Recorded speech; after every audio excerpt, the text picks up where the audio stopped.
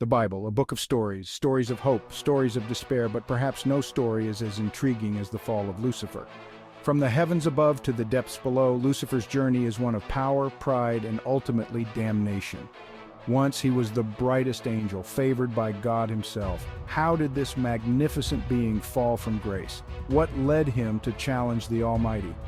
These are the questions we'll explore as we delve into the untold story of Lucifer. A story of rebellion, a story of temptation, and a story that holds a powerful message for us all. Before the fires of hell and the whispers of temptation, Lucifer was known by a different name, Lucifer, the morning star. He shone brightly in the heavens. He was the most radiant of all God's creations. Angels basked in his light. They marveled at his wisdom. Lucifer was God's right hand. He was entrusted with great power and responsibility. Angels flocked to him. They sought his counsel. They reveled in his presence. His loyalty was unquestioned. His devotion was absolute. He was a testament to God's glory. He was a symbol of God's love. But even in this paradise, a seed of pride began to grow in Lucifer's heart. A subtle whisper, questioning his place. A flicker of discontent in his once unwavering gaze. Lucifer was no mere angel. He was a cherub, an anointed protector. His power was second only to God himself. He commanded legions of angels. He carried out God's divine will. He moved with a grace and power unmatched in all creation. His voice resonated with the authority of God. His presence commanded respect. His very being exuded power. He was entrusted with guarding the very throne of God. He was a testament to God's boundless trust. He was the epitome of God's perfect creation. Yet even as he stood watch over God's kingdom, a dangerous thought began to take root in his heart, a whisper of ambition, a desire for something more. Lucifer, the bringer of light, started to see his own reflection in the eyes of his admirers. He saw their awe, he felt their adoration. A dangerous question arose within him. Was he not as worthy of praise as God himself? The seed of doubt sown in the fertile ground of his pride began to grow. It twisted his thoughts, it poisoned his heart. He had been given dominion over the earth. He had witnessed the creation of man, a new creation made in God's image. This ignited a flame of resentment within him. Why should these fragile beings, these humans, be given such favor? Why should they be elevated above him? He, the magnificent, the powerful, the anointed one?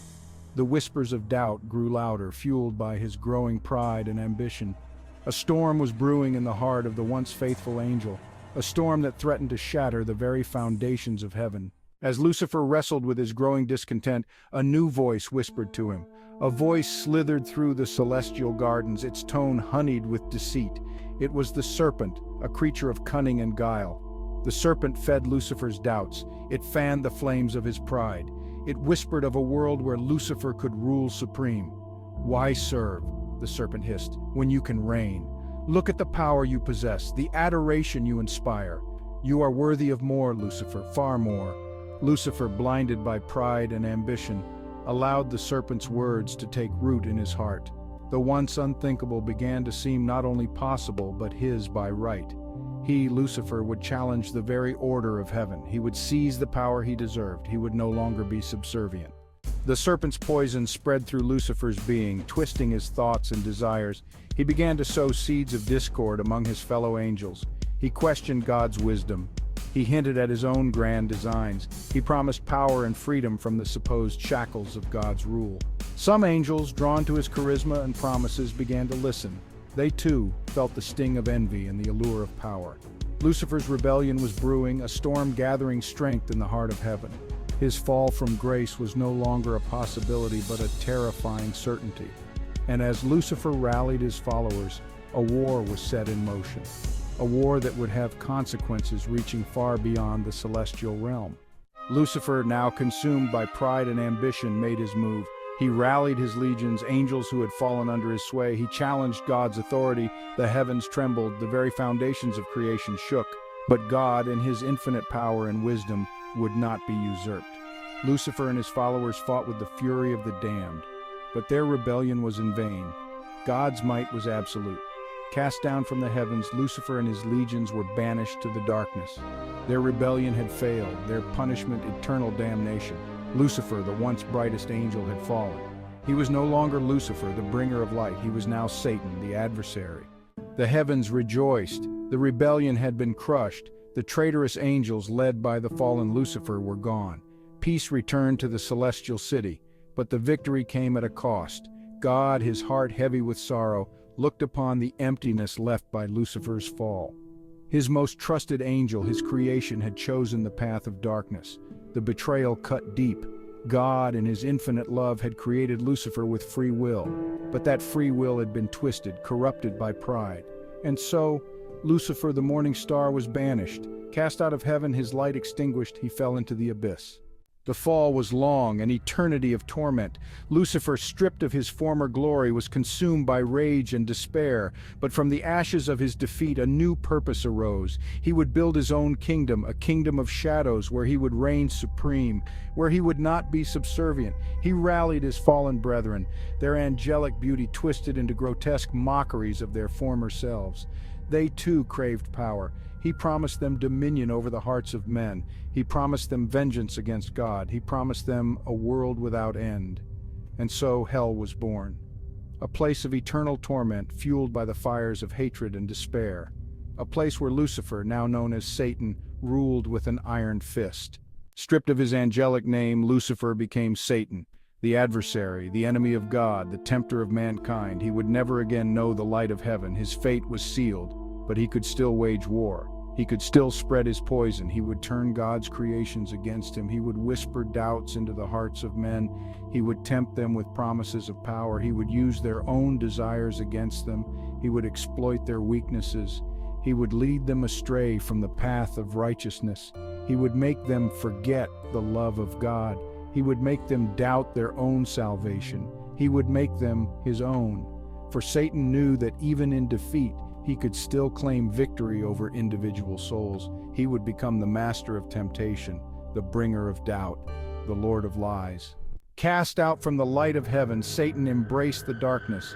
He reveled in the fear and despair that fueled his infernal kingdom. He became the prince of darkness. No longer the radiant angel of light, he embraced his role as the embodiment of evil. His very presence radiated a chilling aura. A palpable sense of dread clung to him. He delighted in the torment of souls. He reveled in the corruption of innocence. He drew power from the very essence of sin. The once glorious angel Lucifer was no more. In his place stood Satan, the prince of darkness, a being of pure malice driven by an insatiable hunger for power and vengeance. Over the millennia, Satan, the master deceiver, has adopted many names.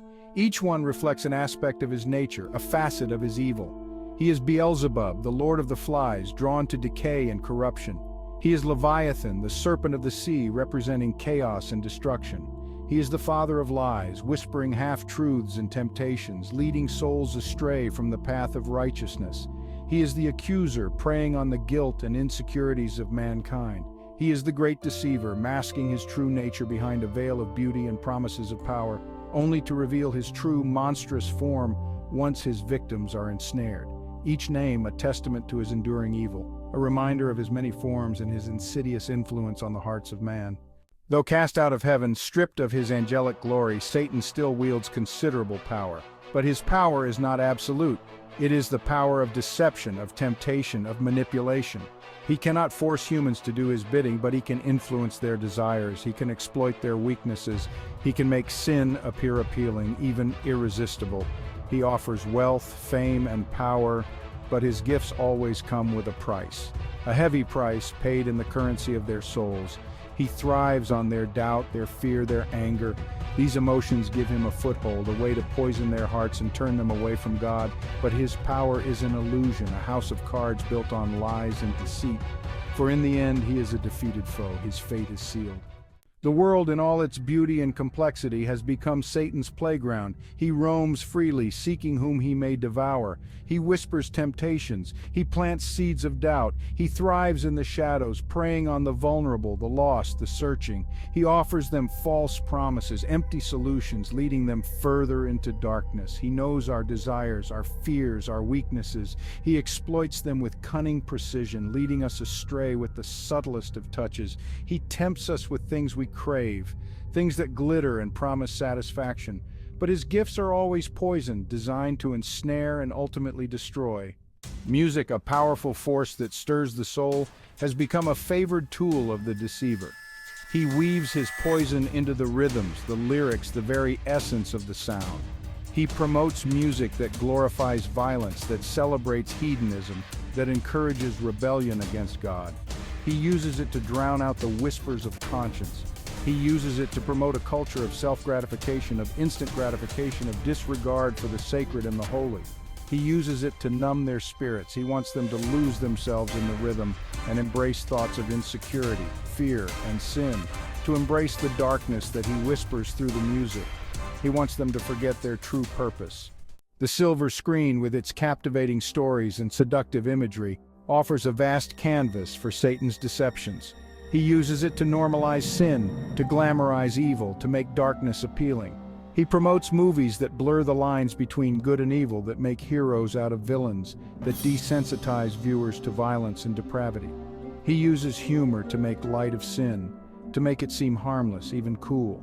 He uses special effects to create dazzling spectacles of evil in concerts and other types of entertainment, making it look cool to worship Satan while flashing symbolic gestures or symbols for all to see, masking their true nature. He wants them to be entertained, to be distracted, to be so caught up in the fantasy that they fail to see the darkness seeping into their own hearts. One of Satan's most insidious tactics is to exploit our very human desire for more. He whispers that we deserve wealth, that we are entitled to power, that happiness can be found in material possessions. He dangles the allure of fame and fortune, promising fulfillment and satisfaction. But his promises are empty, his gifts are traps. He knows that the pursuit of these things can consume us, can turn our hearts cold and greedy. He knows that it can lead us away from God, the true source of joy and contentment. He wants us to chase after fleeting pleasures, to define ourselves by what we own, to measure our worth by our bank accounts. He wants us to enjoy the pleasures of sin and instant gratification. He wants us to forget the eternal treasures that await those who follow God. Strengthen your faith in God. Armor yourself with God's love, guidance, prayer, and wisdom we can take from the Bible. It's all there in the Bible for us to learn and explore. Strengthen your faith in the Lord to keep Satan from infiltrating your lives. God is much stronger and almighty. Satan is meek and powerless against a strong relationship with God. Satan is a liar and a mass manipulator. A strong reminder to be vigilant of Satan and his trickery. We are all engaged in a spiritual battle here on earth, and this is Satan's playground, but we are not alone in this fight. We have the armor of faith, the sword of truth, the shield of righteousness. We have the power of prayer, a direct line to the Almighty. The only way is God, God's ways. God is the light and the love and the only answer. Remember, Satan's power is limited. He can tempt, he can deceive, but he cannot force our hand. The choice is always ours, to succumb to darkness or to walk in the light of God's love. The path we choose in this life has eternal consequences. Let us choose wisely, seeking God's guidance in all that we do. If you found this video insightful, please give us a thumbs up and share it with others to help spread the word of our Savior Jesus Christ. And if you haven't already, please subscribe to our channel for more videos. May you choose to follow God and His righteousness every day of your lives. And may God bless you and guide you through the walk to eternal life in His kingdom. Thank you for watching.